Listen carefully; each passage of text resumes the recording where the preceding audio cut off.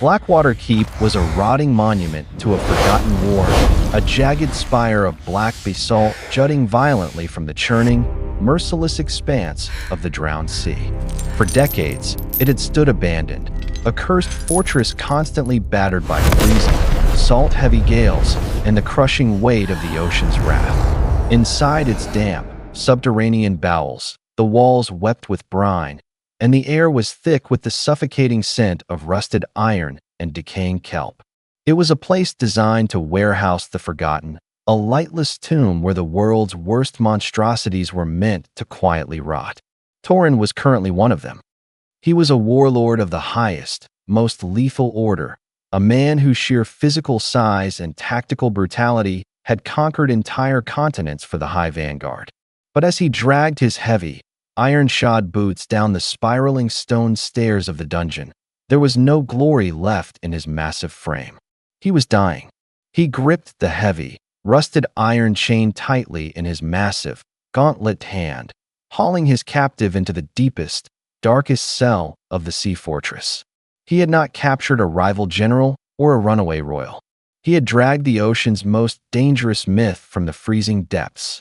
Naiara was an Abyssal Siren, and she was absolutely terrifying.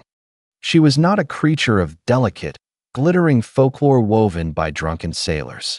She was an apex predator of the lightless trenches, a being responsible for tearing the reinforced hulls off imperial dreadnoughts and dragging entire armadas into the crushing dark. She possessed a terrifying, lethal beauty. Her skin was a luminescent, pale blue, patterned with dark, iridescent scales that shifted like oil on water. Her fingers ended in razor-sharp, webbed talons capable of shredding plate armor, and her eyes were completely black, devoid of sclera, absorbing the dim, flickering torchlight like twin voids. Torin shoved her roughly into the center of the damp cell. His breath came in ragged, wet gasps that echoed terribly in the enclosed space. He didn't use standard shackles. They wouldn't have held her for a second. He pulled heavy, monolithic iron cuffs deeply etched with glowing, heat-tempered suppression runes from the stone wall, violently locking them around her wrists and securing the thick chains directly to the bedrock. The runes flared with a searing, angry red light as they made contact with her aquatic magic, neutralizing her immense physical strength and pinning the monster to the floor. Naiara didn't weep. She didn't scream, and she didn't beg for mercy. She simply hissed, a feral, clicking sound that vibrated from deep within her throat, her pitch-black eyes glaring at him with absolute, unadulterated hatred. She bared her teeth, rows of translucent, needle-sharp fangs meant for tearing flesh, and lunged against the chains. The heavy iron groaned under the sheer force of her resistance, but the bedrock held. Torin took a stumbling step backward, entirely exhausted by the monumental physical effort it had taken to secure her. He didn't raise a weapon. He didn't gloat. The disgraced warlord simply collapsed backward, his massive shoulders slamming against the cold, damp stone wall of the cell as his legs finally gave way beneath him. He slid to the floor, his head tilting back as a horrific, guttural groan tore from his chest. Torin was succumbing to the void rot. It was not a natural disease. It was a highly concentrated, necrotic magical curse. 3 weeks ago, the very men he had bled for, the corrupt and cowardly generals of the High Vanguard, had realized his uncompromising honor made him a threat to their political power. They hadn't faced him in combat. They had poisoned his ceremonial wine with the ashes of a dead god, stabbing him in the back and leaving him for dead in the ruins of a conquered city. The betrayal was actively eating him alive.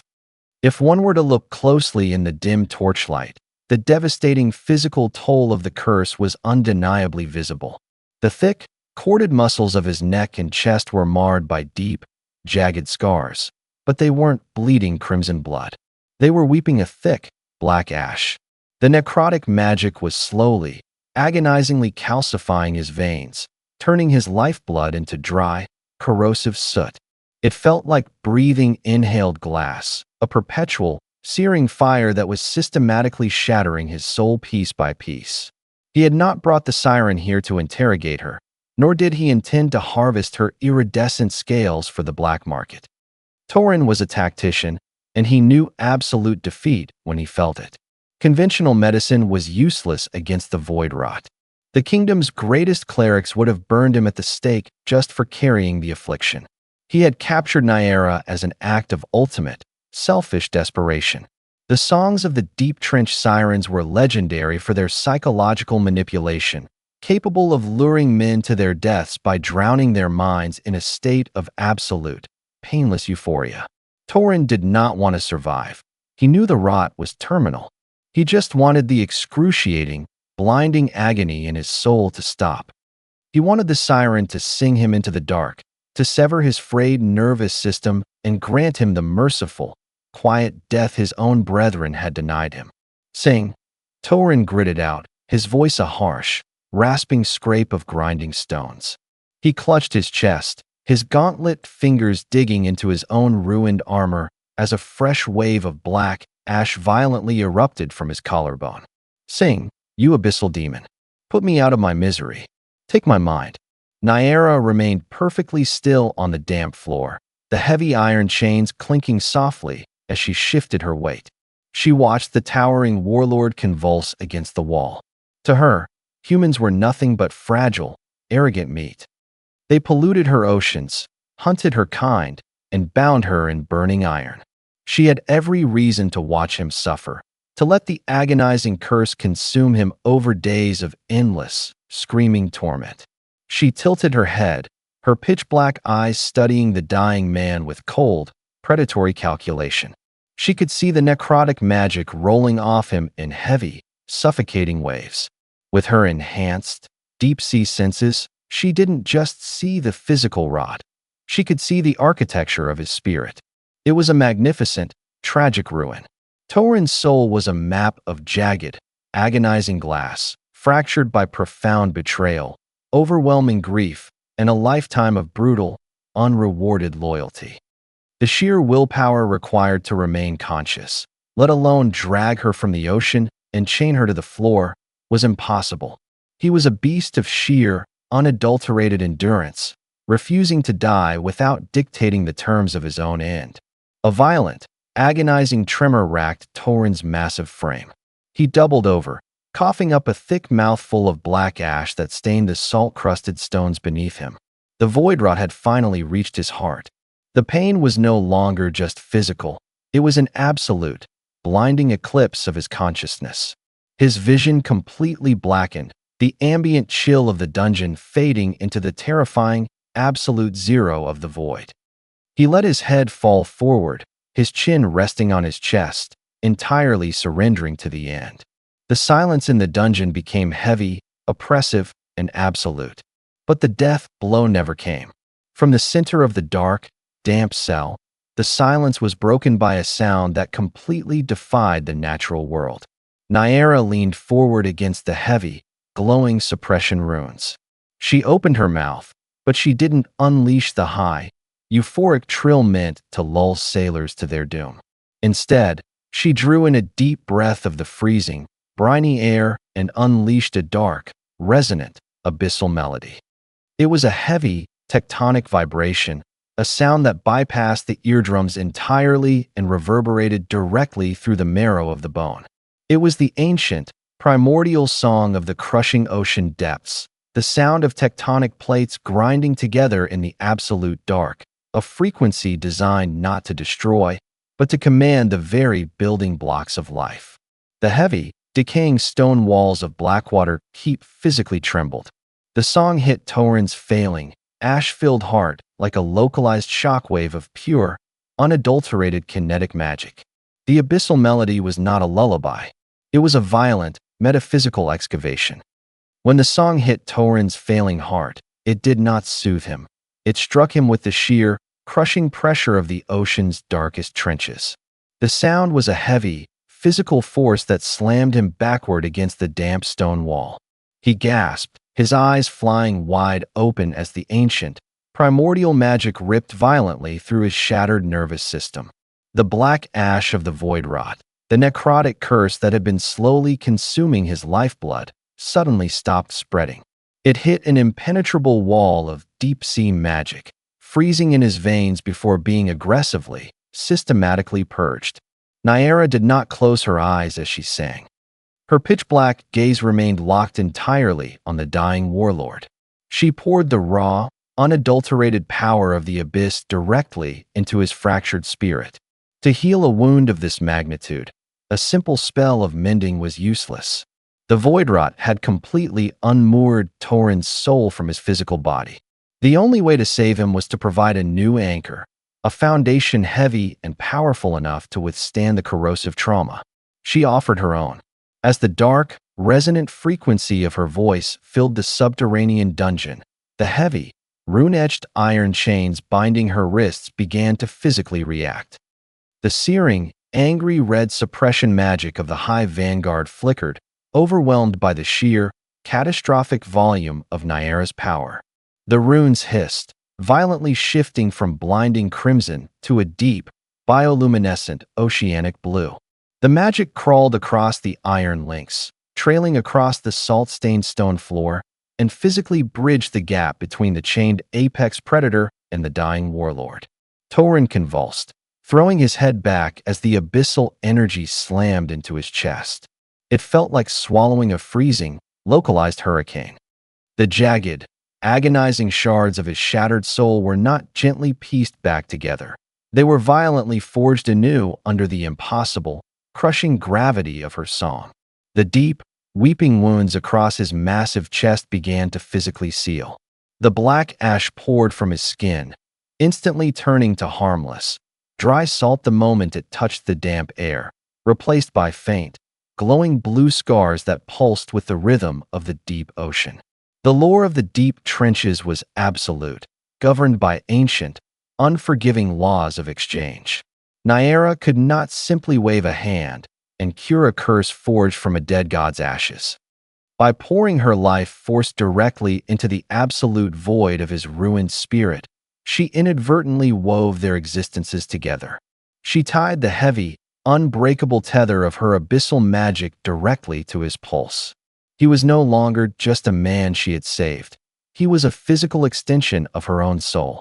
The haunting, tectonic melody reached a deafening, localized crescendo that shattered the damp stalactites hanging from the dungeon's ceiling, raining shards of limestone into the dark.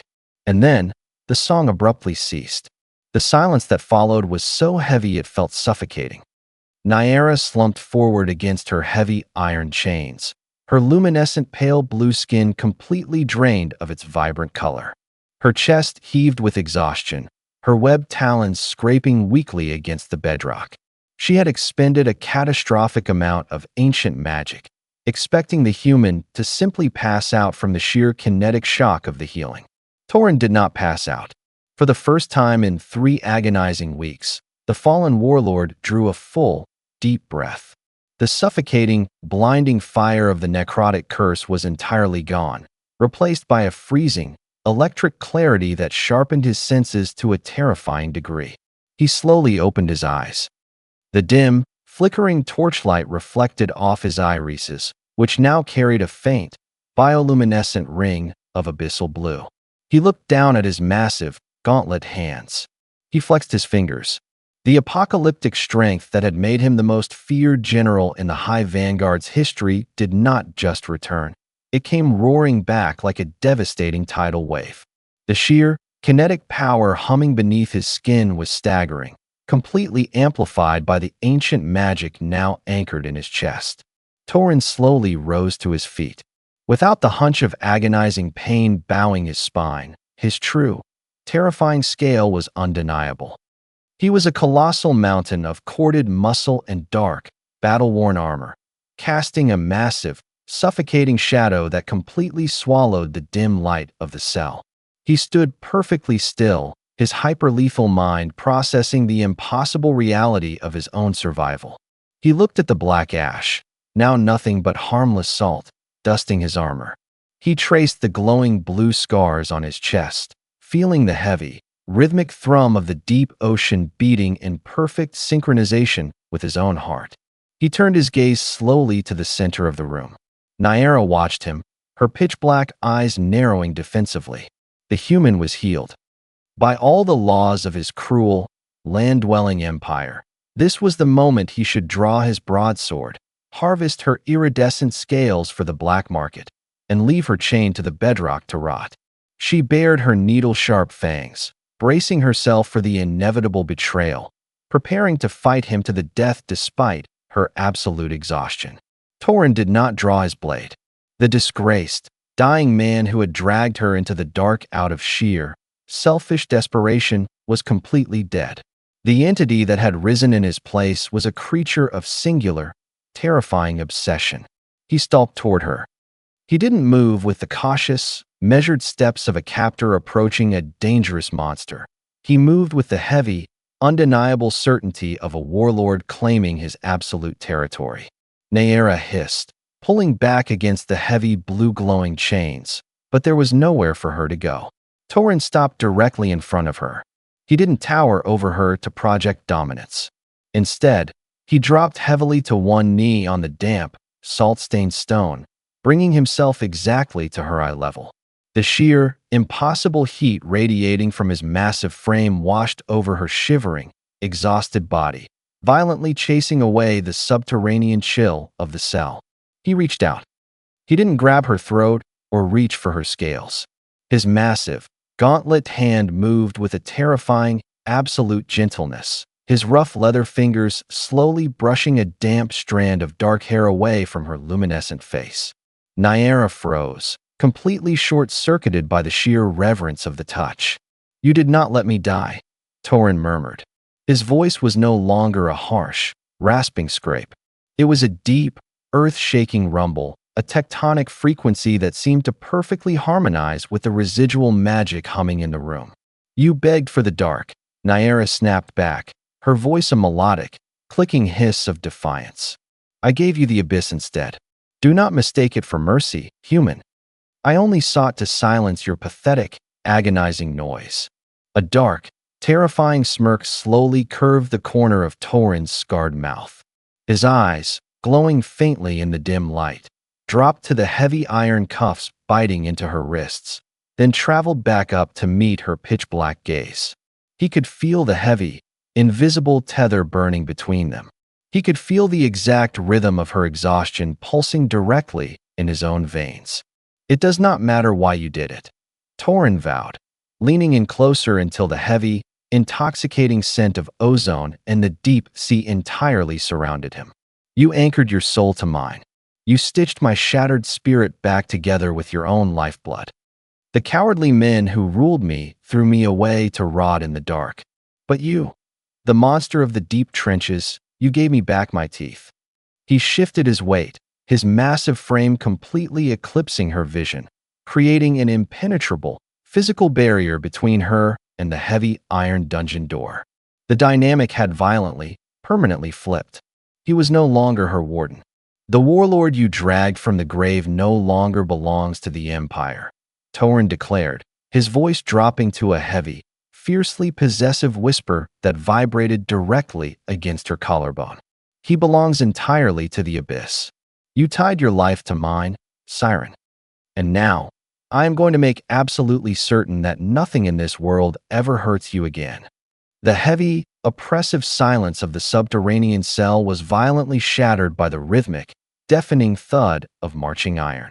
Blackwater Keep was entirely isolated, cut off from the mainland by miles of treacherous, churning ocean, making it the perfect, silent grave. But the corrupt generals of the High Vanguard were not men who left loose ends. They had not braved the freezing gales of the drowned sea out of respect for their fallen brother. They had come to confirm the kill, to pillage the sea fortress of its ancient armory, and to ensure that the ashes of the greatest warlord their empire had ever produced were swept unceremoniously into the tide.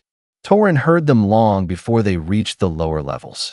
His newly restored senses, sharpened to a terrifying, apex degree by the abyssal magic now permanently anchored in his chest, picked up the arrogant, heavy-footed march echoing down the spiraling stone stairwell.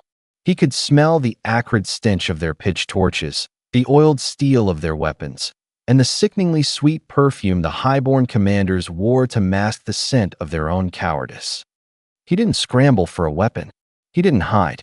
He simply stood up from where he was kneeling before Naiara and slowly backed away into the impenetrable, pitch-black shadows of the dungeon's far corner. He completely dissolved into the dark, a massive, lethal coil of pure kinetic violence waiting for the trigger. Naiara remained perfectly still in the center of the damp cell, the heavy iron chains resting silently on the salt-crusted bedrock. Her pitch-black eyes tracked Torin's movement into the shadows. For the first time in her ancient, predatory existence, she did not feel the immediate, instinctual urge to fight the approaching humans herself. The heavy, invisible tether connecting her pulse to Torin's was vibrating with a catastrophic, overwhelming promise of protection. She could feel his absolute, unadulterated wrath building in the dark, a localized hurricane of abyssal fury entirely focused on defending her. Below the lock, the Ashrot should have liquefied his internal organs a week ago, but I am not taking any chances with the beast. The arrogant, nasal voice of the vanguard commander echoed from the other side of the heavy oak and iron dungeon door. He was the very man who had poured the dead god's ashes into Torin's wine.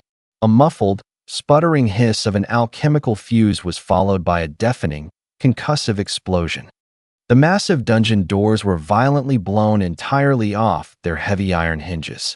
Thick, suffocating smoke and burning splinters of oak blasted into the cell, filling the subterranean chamber with the choking scent of sulfur and black powder. Through the clearing smoke, the vanguard breached. 12 heavily armored imperial shock troops poured into the room, their broadswords drawn and their heavy steel shields raised in a tight, militaristic phalanx. They were elite killers, the absolute best the corrupt empire had to offer. Behind them strode the commander, dressed in pristine, gilded plate armor that had never seen a day of actual frontline combat, holding a blazing pitch torch high above his head. They expected to find a collapsed pile of blackened armor and dry, corrosive ash.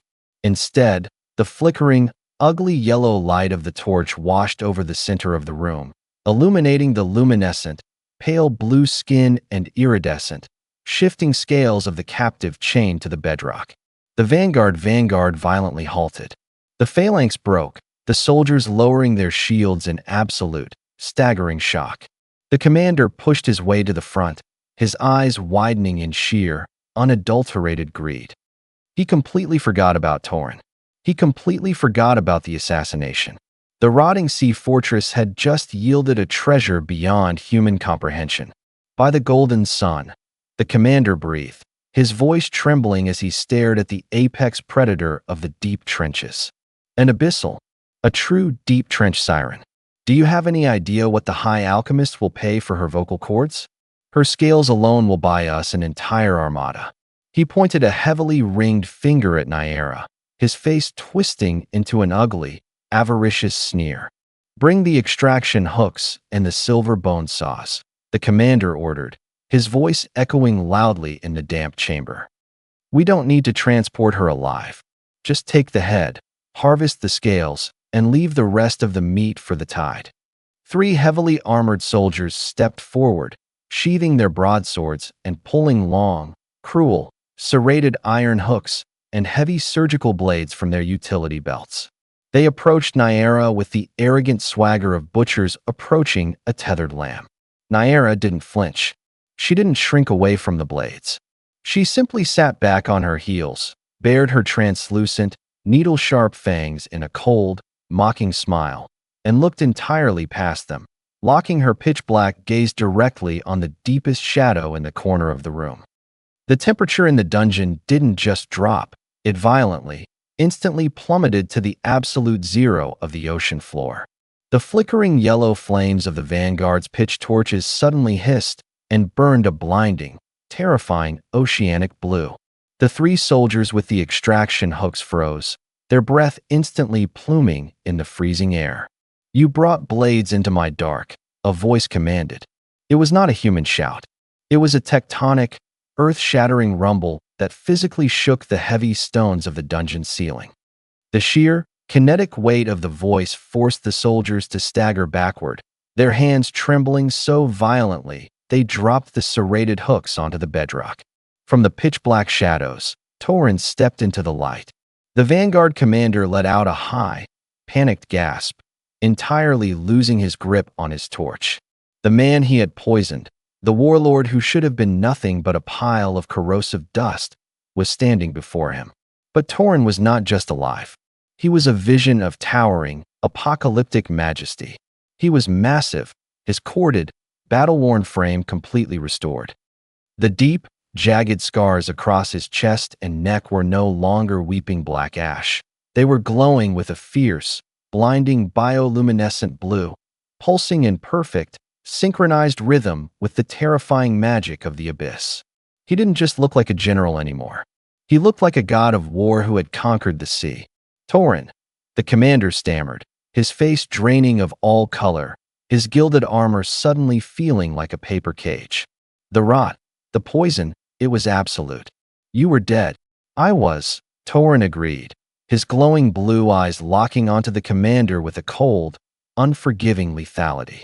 But the abyss refused to keep me. And now, you have threatened my queen. Torin moved. He didn't draw a sword. He didn't need one. He crossed the damp, salt-stained floor with a velocity that completely defied his massive size, a blur of lethal, unstoppable kinetic force. The three soldiers closest to Naiara didn't even have time to scream. Torin crashed directly into them like a physical tidal wave. He grabbed the first soldier by the iron breastplate and literally tore the heavy armor entirely in half with his bare hands, launching the broken man across the room to shatter against the stone wall. The high-octane slaughter was breathtaking, terrifying, and completely absolute.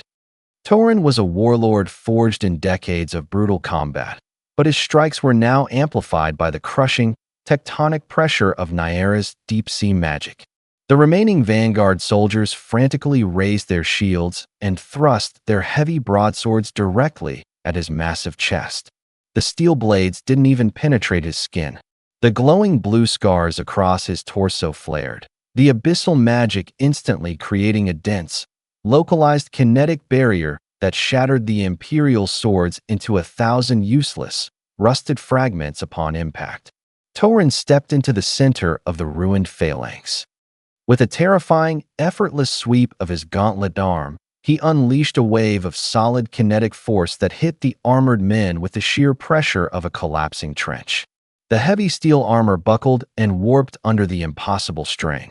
The impact threw them backward through the air, their bodies crashing violently into the stone floor, their bones instantly pulverized by the sheer, unadulterated warlord strength.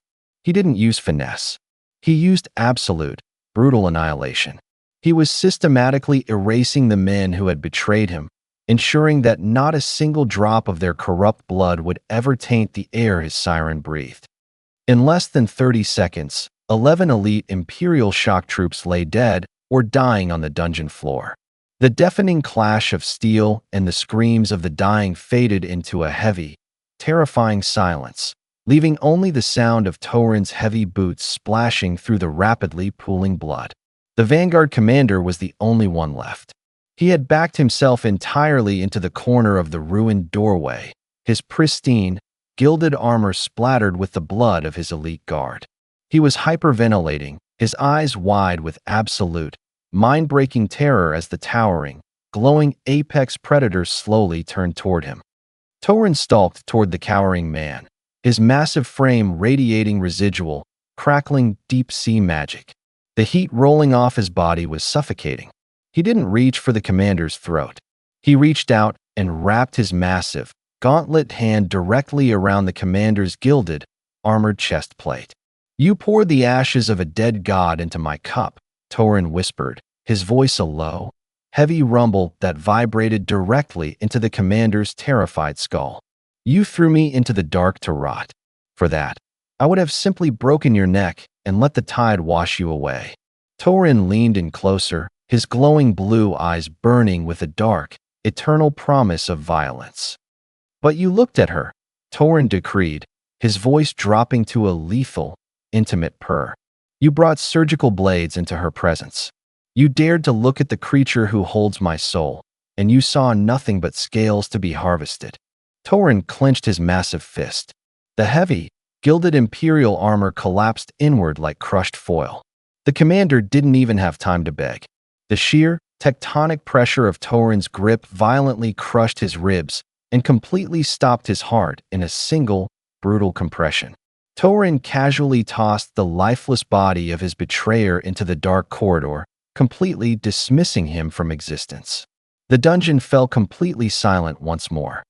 The stone floor was slick with the blood of the corrupt empire, a brutal, visceral testament to the warlord's absolute supremacy.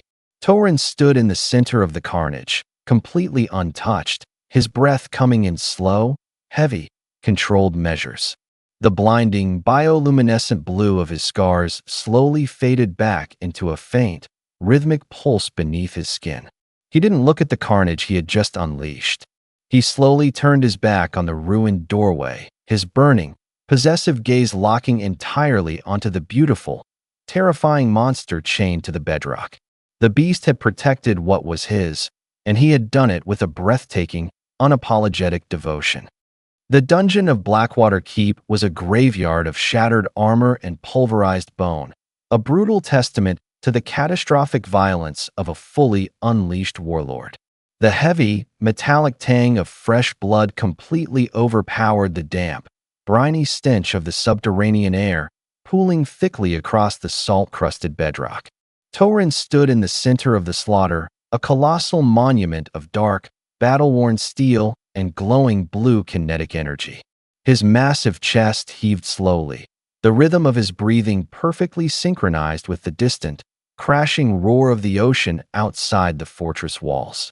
He didn't spare a single glance at the ruined corpses of the High Vanguard. The men who had commanded him, betrayed him, and condemned him to a rotting death were now nothing but meat for the tide. Torin slowly turned his back on the carnage, his heavy, iron-shod boots splashing softly through the blood as he crossed the room. His burning, bioluminescent eyes were locked entirely on Naiara.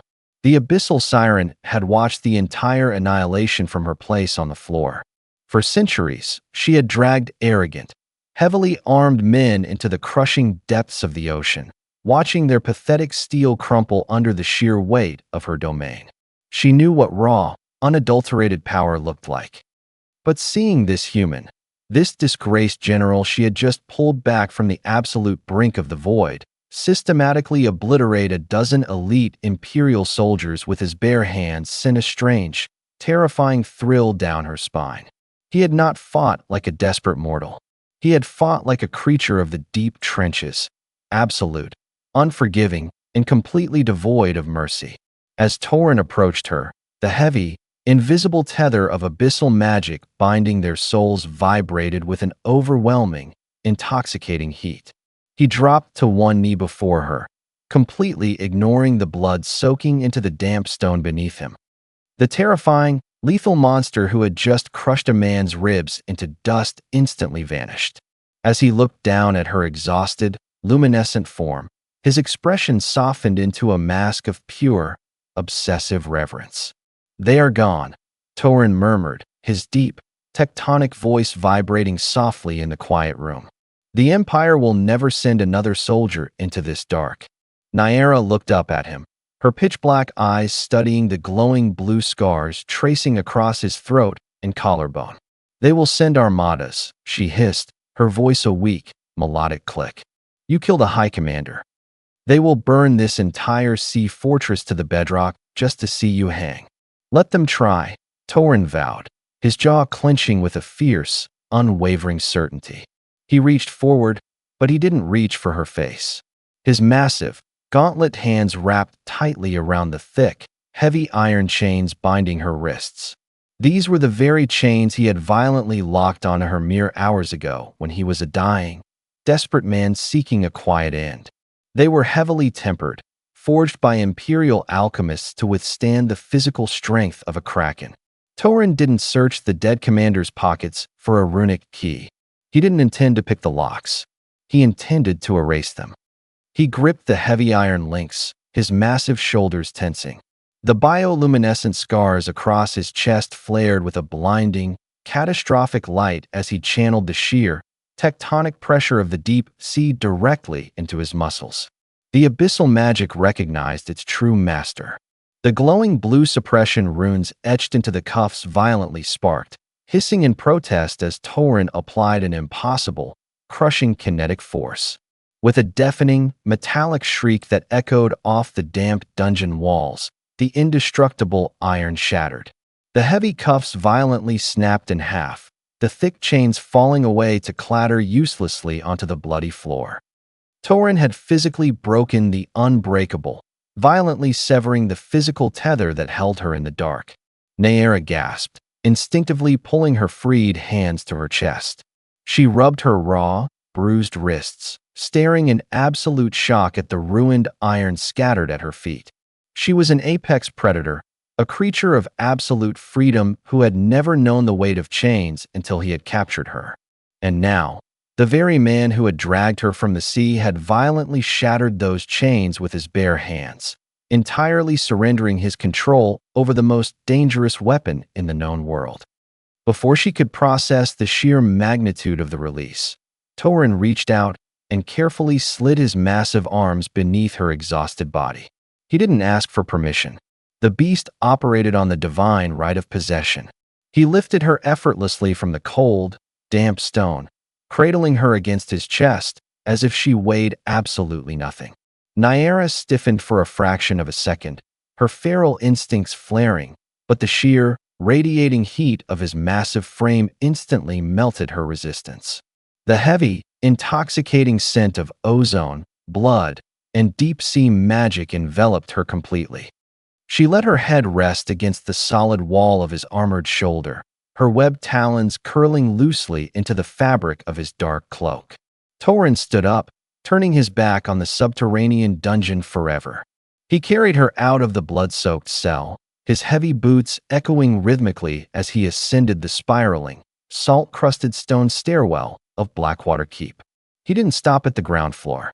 He continued to climb, completely tireless, carrying his claimed queen up through the decaying, abandoned levels of the ancient sea fortress.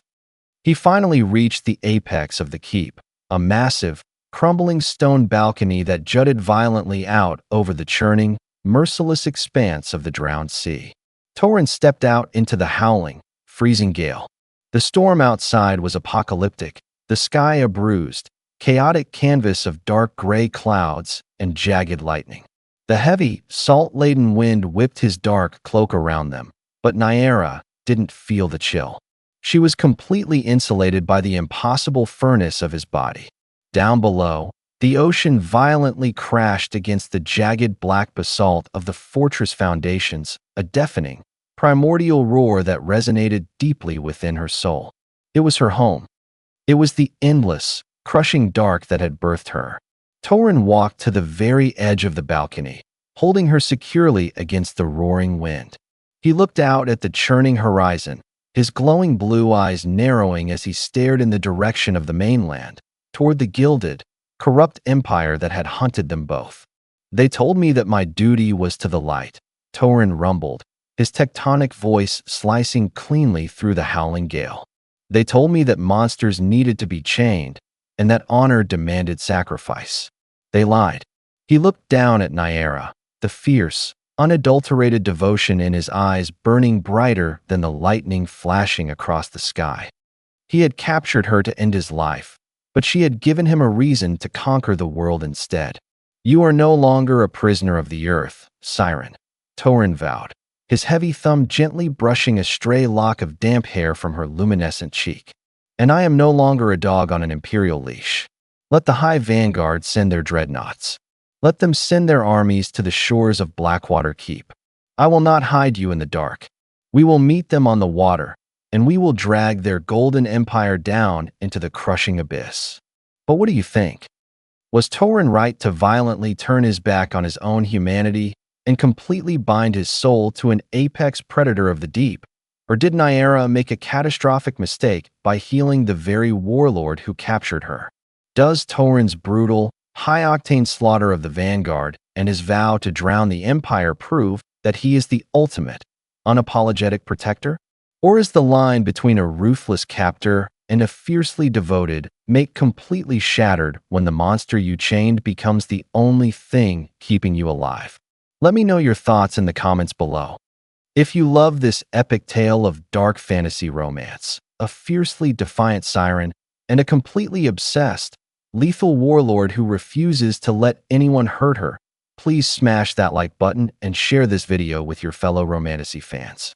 And if you want to find out how Torin and Naiara navigate tearing down the corrupt empire that hunted them both, make sure you subscribe and hit the notification bell so you never miss an upload. Thanks for watching, and I will see you in the next epic tale.